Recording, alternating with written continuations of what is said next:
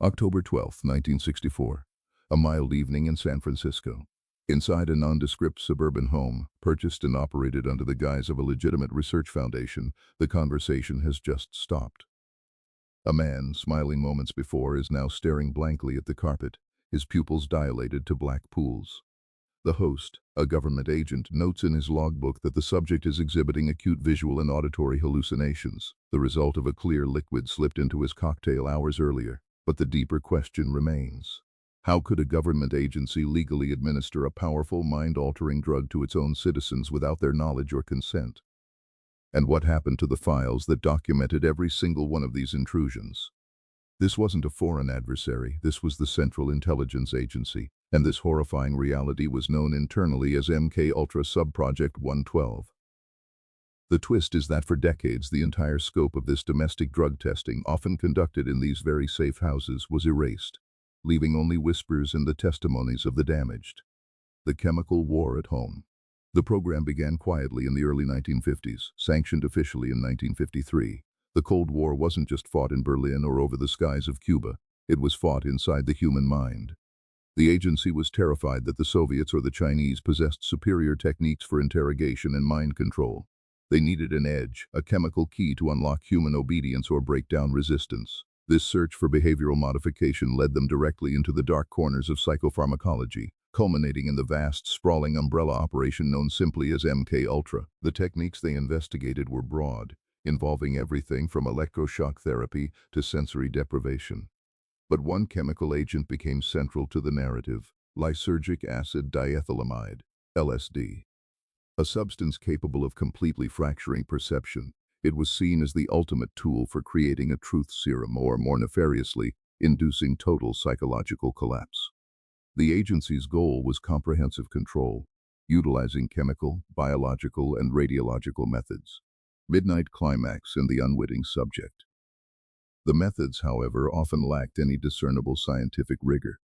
One internal review in 1963, conducted by the CIA Inspector General, criticized the testing for its poor methodology, specifically targeting sub-projects like Midnight Climax. This was where the reality of the testing truly materialized. These tests were not isolated lab procedures. They were conducted in these suburban safe houses, disguised as nothing more than a relaxed social gathering or a routine medical checkup. Imagine the scene. A group of invited guests, perhaps a civilian, or even a military service member on temporary assignment, believing they are enjoying a casual evening. The host is charming, the drinks are flowing. Subtly, the host, an operative, ensures the liquid changes. The records indicate that drugs like LSD, barbiturates, and other compounds were administered without any informed consent. The objective was to see how long it took for the drug to take effect, how long the subject remained under the influence, and what behaviors could be elicited. The soundscape of these experiments was often as invasive as the chemicals themselves. There are references in declassified notes to psychic driving, the continuous, inescapable playback of recorded messages designed to imprint or override existing thought patterns while the subject was chemically incapacitated. The silence of the host's logbook entries, punctuated only by the notation of a sudden drug influence, is chilling. Every sentence recorded, every reaction logged, was done so without the victim's knowledge that they were subjects in a live psychological experiment. The erosion of oversight. The agency's disregard for human life in pursuit of this knowledge was staggering. Even as the dangers became apparent, the testing continued. A memorandum in July 1963 explicitly exempted certain MKUltra activities from standard review processes, creating a vacuum where ethical constraints simply ceased to exist.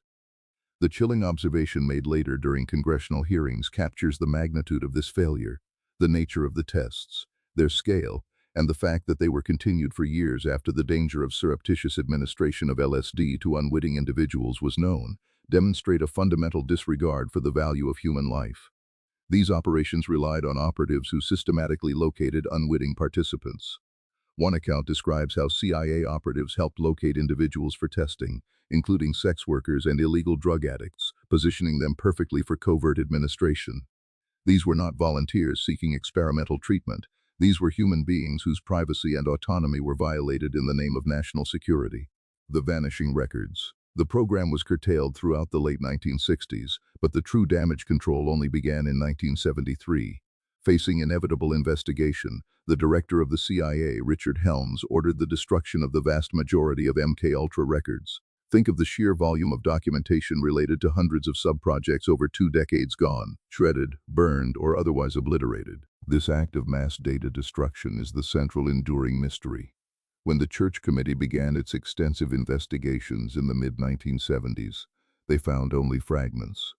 They could piece together the framework of MKUltra, but the specific details concerning sub-project 113, the precise budgets, the exact locations of the suburban safe houses, the confirmed casualty counts specific to that project, remained hidden beneath the ashes of those destroyed files. We are left searching through the few surviving administrative memos, knowing that the true, intimate horror of what transpired in those quiet living rooms was deliberately buried. The ghost of sub-project 113. While the numbering system for sub-projects was often inconsistent, sub-project 113 has been listed in some contexts as relating to vocational studies in children or children's conceptions of roles. This hints at an even more disturbing potential scope, suggesting that if the drug testing occurred under this designation, it may have extended beyond adult military personnel and civilians into vulnerable populations. The official documentation offers no clear answer. The few recovered documents that survived the 1973 purge speak vaguely of chemical testing environments, sometimes referencing the need for secure locations where exposure could be monitored without external interference. These safe houses provided that isolation. An operative might observe swirling colors and lights, ostensibly meant to simulate the drug experience, while the subject inside was truly undergoing a chemical assault on their consciousness. We are left only with the implications of that deliberate destruction. Why destroy records detailing testing on U.S. citizens if the tests were ethical and consensual? The silence in the archives speaks volumes louder than any surviving memo. The fact that the agency destroyed the evidence rather than submitting it for review confirms the fundamental breach of trust that occurred under the watch of MKUltra. The ghosts of those unwitting participants, subjected to chemical manipulation in the supposed safety of their own community, remain trapped in the shadow of that destruction, waiting for the full scope of sub-project 112 to ever be fully illuminated. The inherited trauma. The destruction of the files was not just the removal of evidence, it was the institutionalization of amnesia concerning the depths of psychological warfare conducted domestically. For the subjects of MKUltra, particularly those targeted under the vague umbrella of sub-projects like 112, the trauma was permanent, yet the verification was almost impossible. They carried the scars of chemical intrusion, but lacked the official documentation to validate their accusations against the most powerful intelligence apparatus in the world. Consider the aftermath for a single individual caught in the web. A sudden, unexplained period of memory loss, persistent paranoia, or debilitating anxiety that surfaces years later. In the 1960s, these symptoms were treated, if they were treated at all, as standard psychiatric disorders. The possibility that a government agency had chemically induced these conditions through covert administration of potent psychoactives was beyond the realm of acceptable public discourse. The subjects were left fighting battles inside their own minds, often institutionalized or marginalized, while the architects of their suffering operated with impunity, their actions shielded by layers of classification and the subsequent, devastating bonfire of documents. The government's official response, when the story finally began to surface through investigative journalism and later congressional inquiries, was one of damage control wrapped in vague admissions. They acknowledged that unfortunate experiments had taken place, often blaming the pressures of the Cold War for justifying the ethical breaches. But the admission was always hedged, never fully accountable. The destruction of the records ensured that accountability remained elusive. Without the primary documentation detailing dosage, duration, and intended effect, prosecutors could not act, historians could only speculate, and the victims remained uncompensated and largely unacknowledged. The ripple effect. In academia and medicine, MKUltra was not solely an intelligence operation. It was a vast, decentralized network that infected legitimate research institutions. The agency funneled money, often untraceable, into universities, hospitals, and pharmaceutical companies under the guise of supporting cutting-edge psychiatric research. This allowed them to leverage the expertise of respected scientists who may or may not have been fully aware of the ultimate destination or ethical standing of their research contributions. Subproject 112, in particular, seems to connect to the broader CIA interest in behavioral modification through psychological conditioning. The idea that a subject's actions could be predetermined through a combination of chemical suggestion and environmental manipulation. Universities, eager for research grants, often turned a blind eye to the murky origins of the funding, effectively becoming unwitting accomplices in the testing framework. The prestige of association with government funding often outweighed the necessary due diligence regarding the study's parameters.